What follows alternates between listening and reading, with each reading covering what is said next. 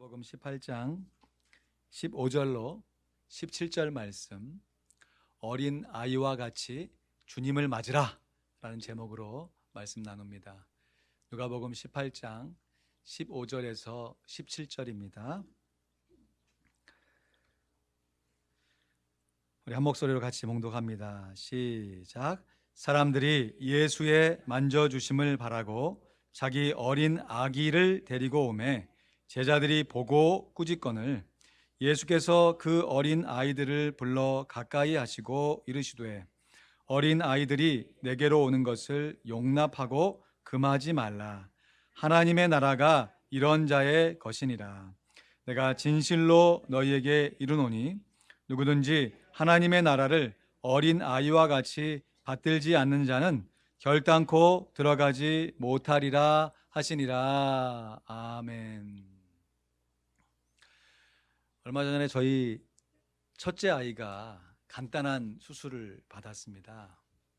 그런데 수술이 조금 잘못돼서 재수술을 받는 바람에 병원에서 하룻밤을 자게 되었습니다. 병원에서 자는 것은 경험해 보시는 분들은 다 아시겠지만 자는 것이 아니라 지새는 것이죠. 조금 잘만하다 싶으면 환자가 깨어나서 뭔가를 요구하거나, 또 웬 간호사는 그렇게 자주 왔다 갔다 하는지 밤새 잠을 이루지를 못했습니다. 그런데 제가 잠을 이루지 못했던 결정적인 이유는 제 아이 때문이 아니었습니다.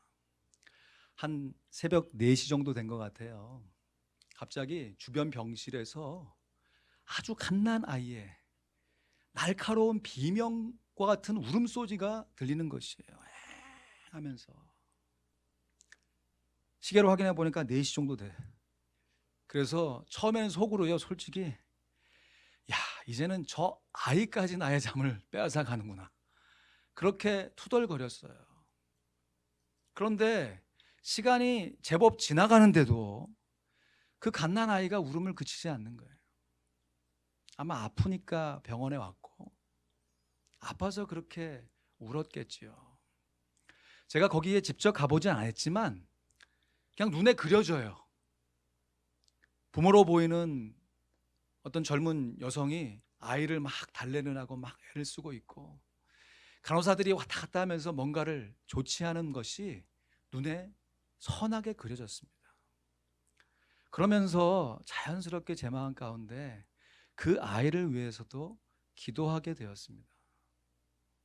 하나님, 조금 아프게 해주시고 속히 회복되게 해주시옵소서. 여러분, 오늘 본문 말씀에 보면요, 똑같은 상황은 아니에요. 그러나 자기의 갓난 아기를 자기의 능력으로는 도무지 어떻게 할 수 없어서 정말 절박한 심정으로 예수님께 데려고 나온 사람들이 등장합니다. 오늘 본문 15절 말씀 보실까요? 누가복음 18장 15절입니다. 사람들이 예수의 만져주심을 바라고 자기 어린 아기를 데리고 오매 제자들이 보고 꾸짖거늘 했습니다. 우리들이 이 사건의 현장에 직접 함께하지 않았기 때문에 여기서 말하는 사람들이 어떤 사람들이고 여기서 말하는 어린 아기가 정확히 어떤 상태에 있었는지는 확실하게 알 수는 없습니다. 그러나 오늘 본문에 기록된 이 말씀의 구조를 꼼꼼하게 살펴보면 지금 여기서 말하는 사람들은 일반 사람이 아니라, 여러분, 자기 어린 아기를 데려왔다고 하니까 그 아기가 자기의 아기니까 사람들이 어떤 사람들이겠어요? 그 아이의 부모인 것이죠. 그리고 지금 이 아기를 데려왔다라고 할 때 예수님의 만져주심을 바라고 데려왔다 그랬습니다. 부모가 자기의 어린 아이를 예수님의 만져주심을 바라고 왔다는 구조를 통해서 이 아이의 상태가 정상적인 상태는 아니라는 것을 충분하게 짐작해 볼 수 있습니다. 먼저 여기 사용된 어린 아기라고 하는 헬라어의 단어가요. 여러분 오늘 주보의 설교 나눔지를 살펴보시면 좀 더 이해가 쉬우시겠습니다. 브랩호스인데요. 이 단어는 일반적으로 우리들이 어린 아이들 했을 때 막 철부지, 막 장난꾸러기, 말썽꾸러기 이런 아이들이 아니고요. 이 브랩호스라고 하는 단어는 아주 갓난아이, 이제 막 태어나가지고 부모의 돌봄 없으면 살 수 없는 젖먹이들, 심지어 아직 엄마의 뱃속에 있는 태아를 가리킬 때에 사용되는 단어입니다. 누가복음 1장에 보면 엘리사벳이 마리아를 찾아가서 함께 서로 교제하는 그 장면이 나타나잖아요. 그때 엘리사벳이 마리아를 이렇게 축복해요. 내 복 중에 있는 아이가 복이 있다. 네 뱃속에 있는 아이가 복이 있다. 그럴 때 사용됐던 단어가 이 브레포스예요. 그러니까 여기서 말하는 어린 아기라고 하는 것은 이제 막 태어나가지고 정말 부모의 도움이 없이는 살 수 없는 아주 어린 갓난아이를 얘기하는 것이죠. 또한 이 만져주심이라고 하는 이 헬라어 단어가 합토마이라고 하는 단어인데요. 이 단어는 예수님께서 병자들을 어루만지시면서 고쳐주실 때 예수님께서 가라! 내 믿음이 너를 구원하였느니라 하면서 말씀으로도 병을 고쳐주시지만 대개는 병자들을 직접 만져주시잖아요. 눈을 만지시고 어루 만져주실 때 사용된 단어가 합토마예요. 그 대표적인 구절이 마태복음 8장 3절 말씀인데요. 우리 함께 읽어볼까요? 시작. 예수께서 손을 내밀어 저에게 대시며 가라사대 내가 원하노니 깨끗함을 받으라 하신대 즉시 그의 문둥병이 깨끗하여 진지라. 아멘. 여기서 예수께서 손을 내밀어 저에게 대시며 할 때 이 대시며가 합토마예요.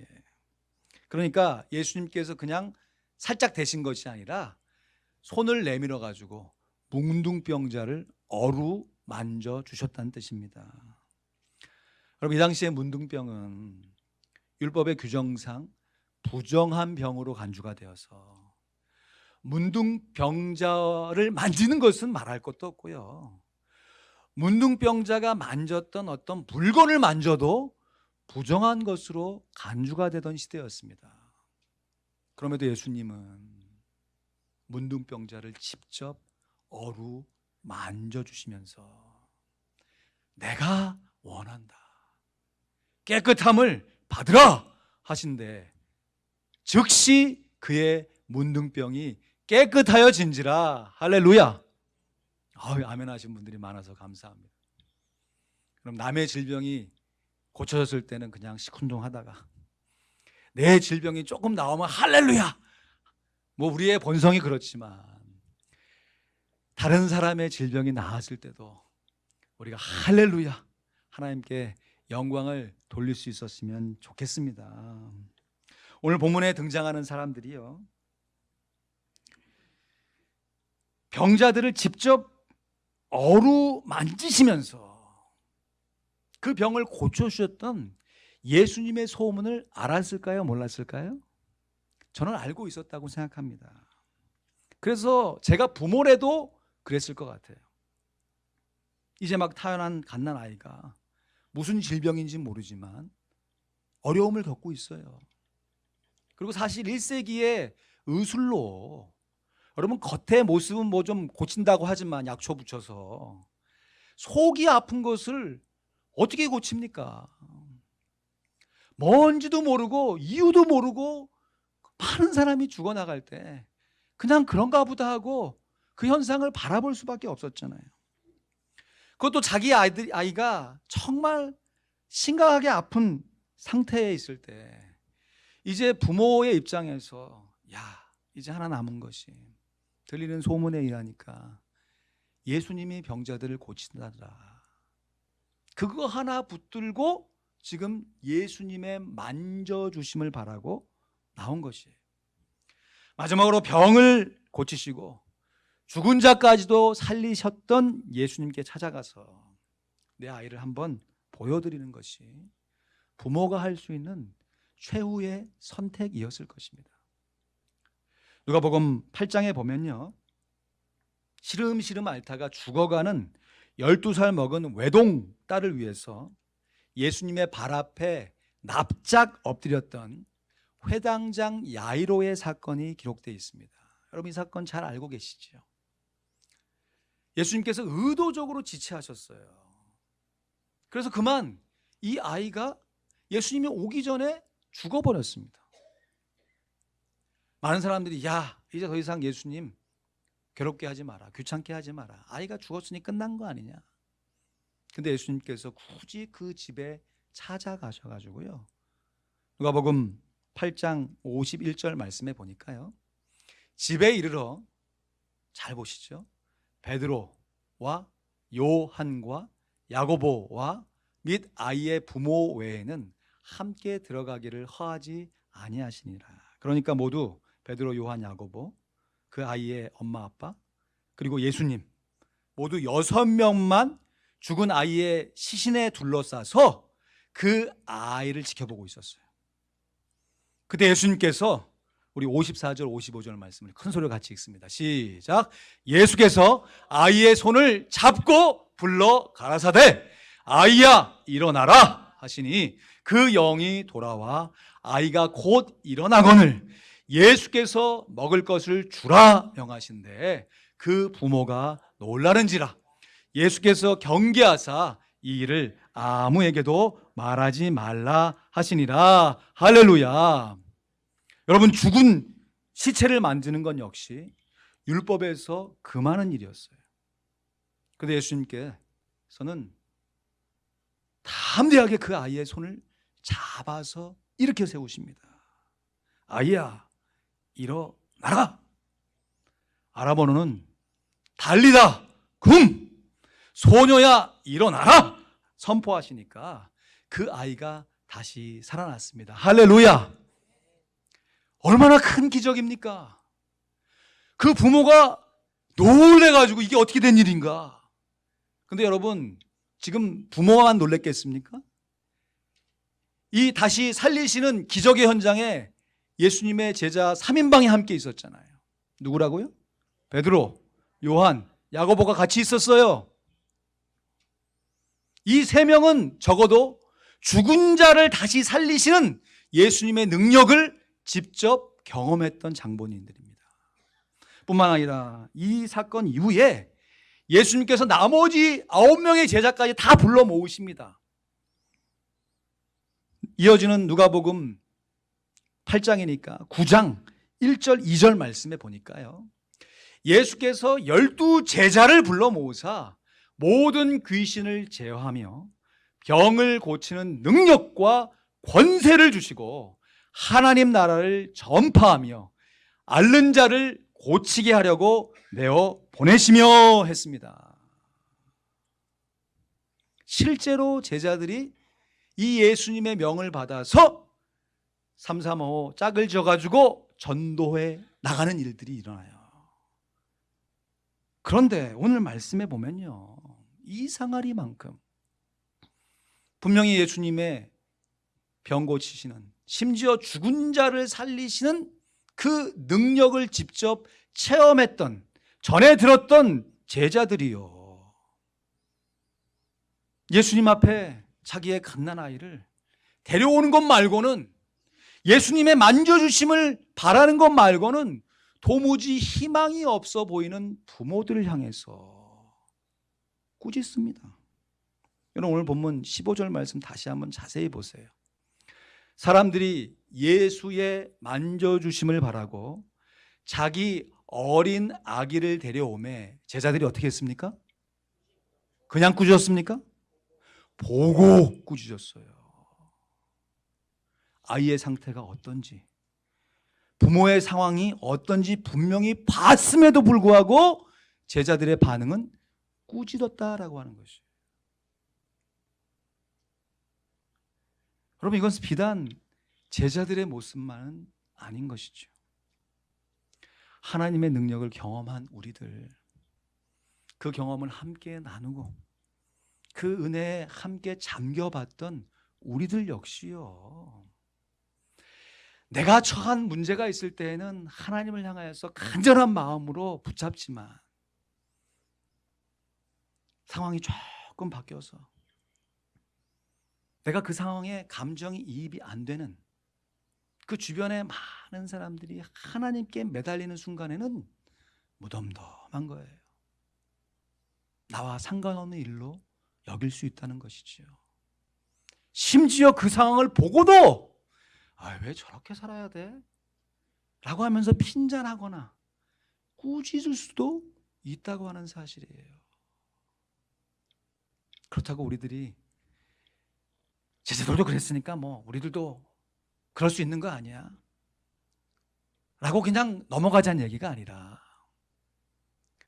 입장을 바꿔 생각해서 우리가 정말 간절한 마음으로 주님의 만져주심, 주님의 치료하심을 바라고 주님께 나아가는데 주변에 이미 하나님의 능력을 경험했다고 하는 사람들이 함께 동참해 주지 못할 수 있다는 것을 인정할 수 있어야 한다는 것이에요.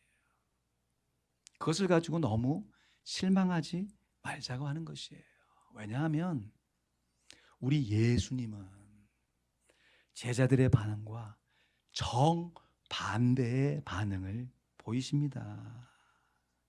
오늘 본문 16절 말씀에 보니까요, 예수께서 그 어린 아이들을 불러 가까이 하시고 이르시되 어린 아이들이 내게 오는 것을 용납하고 금하지 말라.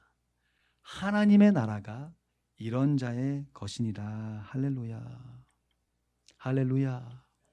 이럴 때는 아멘 하셔도 좋습니다. 보고 꾸짖는 제자들을 향해서요, 예수께서 그 어린 아이들을 불러서 가까이 하게 하십니다. 그리고 분명하게 말씀하시죠.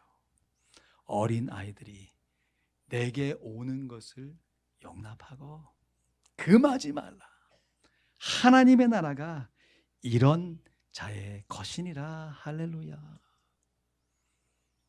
주님의 능력이 없으면 한순간도 할 수 없다, 살아갈 수 없다 고백하는 사람들이 주님을 향하여서 겸손한 마음으로 찾아왔을 때 우리 주님은 오히려 불러서 가까이 하시는 주님이십니다. 그리고 그것을 보고 꾸짖는 제자들 향해서 용납하고 금하지 말라 말씀하시는 참 좋으신 우리의 주님이십니다. 여러분, 우리들이 곰곰이 따져보면요, 남이 당한 문제는 그냥 문제이고 내가 당한 문제는 정말 큰 문제이잖아요. 남이 아픈 것은 그냥 아플 수 있는 것이고 내가 아픈 것은 정말 심각하게 아픈 것이잖아요. 사실 우리들이 주님의 사랑과 능력을 경험했음에도 불구하고 내가 당한 문제와 아픔을 향해서는 하나님께 나아갈 수 있지만 다른 사람이 당한 문제와 아픔을 가지고 내가 당한 문제와 아픔처럼 나가는 것은 쉬운 일은 아닙니다. 그러나 그렇다고 실망할 필요가 없는 것이, 우리 주님께서는요, 우리가 당한 그 문제를 그대로 바라보시면서 오히려 부르셔서 가까이 하시는 참 좋은 주님이십니다. 그러면 하나님의 나라가 이런 자의 것이니라 선포하신 예수님께서 말씀하신 이 하나님의 나라가 이런 자의 것이다 할 때 이런 자는 어떤 자겠습니까? 본문의 문맥에서 보면 정말 예수님의 만져주심 말고는 내가 아무것도 할 수 없다, 이 절박함을 넘어서 절망스러운 심정을 갖고 예수님께 나온 부모들을 가리키는 것이겠죠. 그래서 예수님께서 산상수훈에 심령이 가난한 자는 천국이 저희 것입니다. 여러분, 우리의 심령이 평상시에 가만히 있는데 가난해지나요? 조금 잘하고 조금 편한 상태가 되면 심령이 가난해지나요? 환경이 어렵고 예수 믿는 것이 쉽지 않은 상황 속에서도 주님을 의지하여 선택할 때 우리의 심령은 가난해지는 것이죠. 그런데 여기서 말하는 이런 자다라고 하는 이 본문의 의미를 쭉 살펴보면요, 부모라기보다는 16절 말씀에서만 보니까 그 어린 아이들을 불러 가까이 이르시고 어린 아이들이 내게 오는 것을 용납하고 금하지 말라고 하시면서 하나님의 나라가 이런 자의 것이다 말씀하셨으니까, 이런 자라고 하는 것은 그 부모들이 데리고 왔던 갓난 아이들, 그것도 예수님의 만져주심이 필요한 너무너무 불쌍하고 연약한 갓난 아이들인 것이지요. 하나님의 나라는 이렇게 갓난 아이들의 것이다 말씀하세요. 자기 힘으로는 도무지 예수님께 나올 수도 없고, 그것도 병에 걸린 상태이니까 부모의 도움 없이는 단 한순간도 살아갈 수 없는 갓난 아이들. 그래서 예수님께 나오지 않고는 이제는 죽을 수밖에 없는 철저하게 연약한 갓난 아이들입니다. 여러분, 아까 전에 찬양하실 때 나는 아무것도 아닙니다. 주님의 사랑이 없으면, 나는 아무것도 모릅니다. 주님의 지혜가 없으면, 나는 아무것도 못합니다. 주님의 능력이 없으면, 나는 한순간도 못 삽니다. 주님의 생명이 없으면, 갓난 아이와 같은 마음을 가지고 그 상태에 우리의 마음을 감정이입시켜서 불러야 하는 찬양인 것이죠.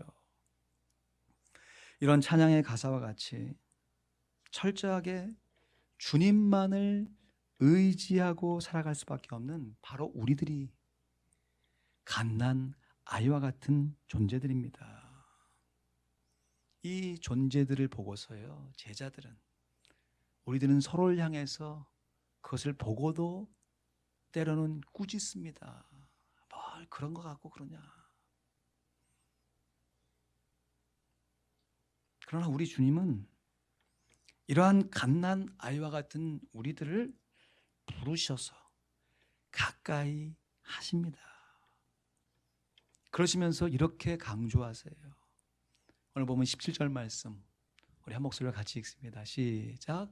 내가 진실로 너희에게 이르노니 누구든지 하나님의 나라를 어린 아이와 같이 받들지 않는 자는 결단코 들어가지 못하리라 하시니라. 예수님께서는 진실로 너희에게, 지금 보고 꾸짖었던 제자들에게, 아니 보고도 꾸짖는 우리들에게 말씀하시는 것이에요. 하나님의 나라를 어린 아이와 같이 받들어야 한다. 받들다라고 하는 것은 받아들여야 한다. 영어로는 receive 한다는 것입니다. 하나님의 나라를 받아들이는 사람, 다시 말해 영접하는 자, 곧 그 이름을 믿는 자들에게는 하나님의 자녀가 되는 권세가 주어지는 줄로 믿습니다. 그런데 영접하는 것이요, 정말 쉬울 수도 있지만 오늘 말씀에서 보면 그렇게 쉬운 것만은 아닌 것이에요. 왜냐하면 하나님의 나라를 받아들일 때, 예수님을 받아들일 때, 영접할 때 어떤 존재와 같이 받아들여야 돼요? 갓난 아기와 같이. 젖먹이가 엄마의 품 밖에는 의지할 곳이 없다. 내가 의지할 여러 대상 중에 그냥 보험용으로 하나 탁 더하는 영접이 아니고요. 주님을 영접하는 길 외에는 나에게는 다른 대안이 없다. 주님을 의지하여 살아가는 것 말고는 나에게는 다른 소망이 없다 라는 것을 분명히 결정하고 예수님을 영접하는 사람, 예수님을 맞아들이는 사람들에게, 곧 그 이름을 믿는 자들에게 하나님의 자녀가 되는 권세가 주어지는 것입니다. 우리가 지금까지 살아오면서 예수님을 하나의 옵션으로 생각했다면 오늘 말씀에 예수님께서 강조하여 말씀에 비추어 보면 결탄코 하나님의 나라에 들어가지 못하리라. 그렇다면 우리가 이 예수님의 준엄한 약속의 말씀을 우리의 삶 가운데 적용해 볼 때 나의 삶의 주인은 예수 한 분뿐이며 내가 의지하여 살아갈 수 있는 분은 예수 한 분뿐입니다 라는 것을 정말 젖먹이 어린아이의 심정으로, 그것도 병에 걸려가지고 자기 힘으로는 도무지 무언가를 할 수 없는 어린아이의 심정으로 간절함과 절박함을 넘어 심하게 표현하면 절망스러운 desperate 한 마음을 가지고 주님을 갈망하는 사람들에게 예수님의 약속의 말씀이 임하게 되는 줄로 믿습니다. 사람이요, 태어나서 갓난아일 때에는 이 세상에 누구도 예외 없이 전적으로 의존하여 살아가는 존재가 됩니다. 자기 스스로 뭔가 먹을 수도 없고 자기가 배송해 놓은 것도 자기 스스로 치울 수도 없는, 그야말로 부모의 손에 길러지는 존재로 태어났던, 그렇게 살았던 사람들이요, 두 발로 걷게 되면서부터 자기 안에 있는 자아가 정립되면서부터, 그것이 물론 좋은 것이지요. 그렇게 되어져야 되는 것이죠. 자아를 실현하고 자아 안에서 무언가 삶의 목적을 만들어내야죠. 그런데 그러한 것이 점점 강해져서 어느 순간에는 하나님 없이도 충분히 잘 살 수 있다라고 하는 자기 의로 똘똘 뭉쳐질 때 하나님의 나라는 점점 멀어져 간다는 사실이에요. 참으로 역설이지요. 우리가 살아가는 인간적인 세상 속에서는 그렇게 자아를 실현하고 뭔가 인생의 성공을 누린 사람들이 잘 살은 사람으로 비추어지는데 하나님의 나라에서는 그렇지 않다고 하는 것이,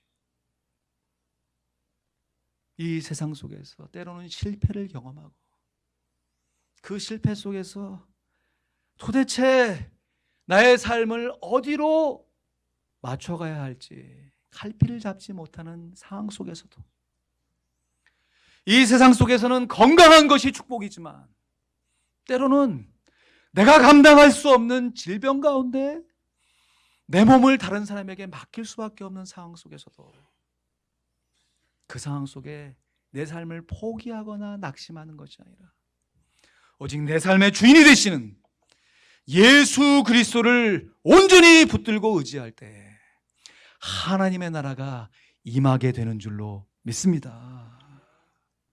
그래서 우리가 이 세상 가운데 살아가야 할 분명한 연습은 한번 따라 하시죠. 전적 의존. 대충 의존하는 것이 아니라 전적으로 의지하여 살아가는 것입니다. 예수님을 하나의 옵션으로 사는 것이 아니라 예수님만이 길이요, 진리요, 생명이라고 하는 그 분명한 사실을 내 삶으로 동의하며 내 삶 속에서 이루어 맛보며 살아가는 것입니다. 그래서 부모의 도움이 없이는 정말로 단 한순간도 살 수 없는 갓난아이처럼 주님의 도움 없이는 나는 한순간도 살 수 없습니다 라고 진심으로 그 마음의 중심에서 고백할 수 있는 사람이 이 땅에서 하나님의 자녀로 살다가 약속된 천국에 들어갈 수 있는 자격을 얻는 것입니다. 우리 예수님께서는 우리들이 갓난 아이들처럼 오직 주님만을 전적으로 의존하여 살아갈 때 하나님의 나라에 들어갈 수 있다고 약속하셨습니다. 때로는 나잘난 맛에 살아가다가도 삶의 이런저런 환경과 어려움 속에서 우리를 부르시는 예수님의 음성, 불러서 가까이 하시고자 하는 예수님의 음성에 순종해가는 우리 모두가 될 수 있어야 하겠습니다. 한 주간 말씀을 묵상하며 제 자신의 모습을 되돌아보니까 부끄럽게도 지난 몇 개월 이런저런 고민과 걱정으로 주님만을 전적으로 의지하지 못했던 저의 참 연약하고 부끄러운 모습을 고백하지 않을 수가 없습니다. 오늘 주시는 하나님의 말씀을 우리 모두에게 주시는 하나님의 약속의 말씀으로 받기를 소원합니다. 혹시라도 우리 중에서 인생의 크고 작은 어려움 속에서 그 문제들에 파묻혀서 주님보다 다른 것을 의지하거나 주님만으로는 안 될 것이다 라고 낙심하신 분들이 계신가요? 우리 주님 말씀하십니다. 바로 그 상황 속에서 오히려 그 상황이 바로 나를 만날 수 있는 절호의 기회가 된단다. 내가 너를 그 상황 속에서 부르고 있단다. 가까이 하시고자 하는 주님의 초청에 어린아이와 같은 간절하고 때로는 정말 긴박한 마음을 가지고 영접하여 예수님과 함께 살아갈 수 있는 우리 모두가 되어야겠습니다. 이제 5월 가정의 달을 맞이하면서 우리들을 불러 가까이 하시는 우리 구주 예수 그리스도를 어린 아이와 같이 맞이하며 전적으로 의존하여 주님만을 섬기며 살아갈 수 있는 하나님의 귀한 자녀들 다 되시기를 우리 주님의 이름으로 간절히 축원드립니다. 잠시 기도하겠습니다.